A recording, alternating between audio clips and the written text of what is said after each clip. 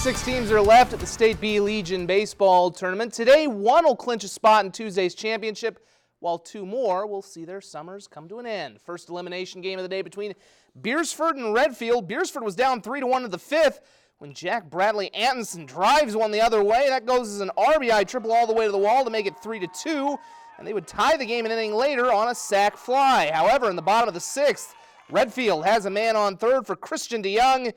He knocks one through the hole, and in comes Bennett Osborne to help Redfield regain the lead at 4-3. A few batters later, Barrett Wren bidding for more, hoping to give Redfield a little extra cushion with a drive into right.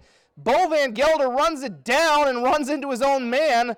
They would both be okay, though, and they would deny Redfield any more runs. Top of the 7th, Beersford down to their final out with a tying run on third. However, Peyton Osborne induces a flyout to finish a complete game, 4-strikeout performance. Redfield keeps their season alive with a 4-3 win. Next up, it's Big Stone and Winter Cologne, and looked like this was going to be all Big Stone based on the first inning start. Check out Elijah Close tomahawking a 2-run homer to left. That makes it 2-0 Big Stone, just a couple batters in, and they weren't done in the first inning either. With 2 aboard, Carter Powell is up. He serves it right back up the middle. 2 more come home to score as Big Stone's out to a 4-0 lead after 1 inning. In the second inning, a big day continues for Close. He hits a hanging breaking ball here the other way to bring home Tyson Powell as Big Stone led 5-0 through 4 innings, and that's when Winter Cologne storms back. It's now 5-3 in the 7th with the tying runs on second and third. Phil Jorgensen bloops one up the middle. It drops, and the tying runs come home to score 5-all in the 7th, and that opened the floodgates for Winter Cologne. A little bit later, Carter Brickman sends an RBI single back up the middle, part of a 4-run frame for Winter Cologne, and it saves their season as they come back to defeat Big Stone and eliminate them 7-5 thanks to that big 4-run 7th inning. And the final game of the day coming up in about a half an hour. The only unbeatens left in the tournament, Lennox and Hartford Humboldt. The winner of this one clinches a spot in Tuesday's championship. We will have highlights at 10.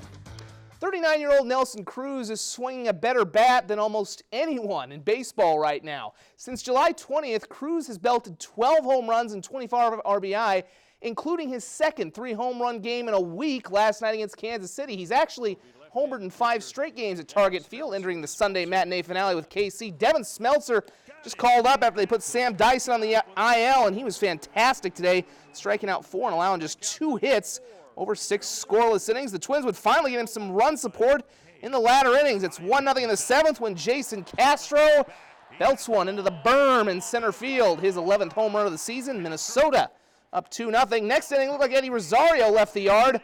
Gets off the facing, though. It's still good as an RBI single to make it 3-0. And check out the way this game ends. It's about as spectacular fashion as you can get. Driving to shallow right, Jake Cave. That's how you end a sweep. Twins take it 3-0. They now have 69 wins on the season.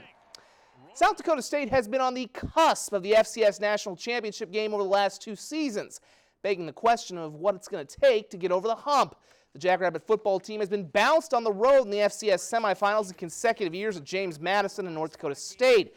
Though the program has graduated some key players, they've shown the ability to reload during their streak of making the playoffs in each of the last 7 years. A lot of that comes from the younger players getting experience through the deep playoff runs, and coming so close has this year's group pushing for more from day 1 of fall camp.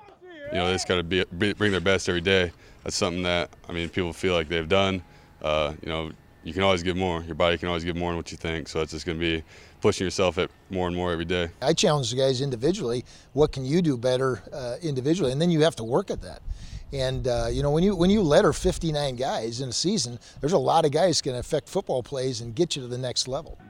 SDSU opens the season on national TV against Minnesota on Thursday, August 29th. Well, Stiglmeyer was in Sioux Falls yesterday playing pickleball at an alumni event with new Jackrabbit men's basketball coach Eric Henderson, who was in a bit of a pickle himself when he took the gig back in March. With the graduation of a talented senior class headlined by the best player in program history and Mike Dahm, along with David Jenkins Jr. transferring to UNLV to follow former coach TJ Otzelberger, Henderson was left with just 1 starter from last year's team.